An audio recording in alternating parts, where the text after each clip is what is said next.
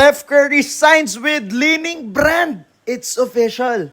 Meron tayong bagong sapatos from Kicks Own. Ano pa hinihintay natin, broskis? Buksan na natin to. Alam nyo naman si Kicks Own, dito galing yung mga kakaibang shoes natin na hindi natin basta-basta mabibili kung saan-saan. Katulad nung Pokemon natin na Li-Ning, Toy Story, yung Buzz Lightyear natin na Li-Ning. So this one, tignan natin kung anong sapatos naman to. Eto na. Okay, so Li-Ning siya ulit, broskis. Tara, i-unbox na natin agad. Ito yung Li-Ning Liren na pinakabagong model. Uy, yan o. Then, may baller lagi silang kasama. Ayan. Suot na natin.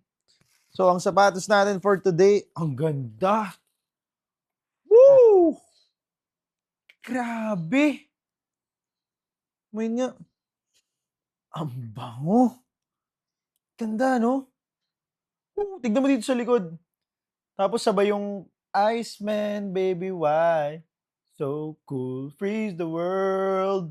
Freeze the world. Yun! Dapat yung pangalan ng colorway na to. Ganda!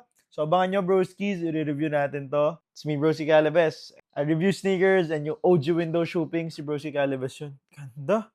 Like and follow for more. Grabe oh. Peace!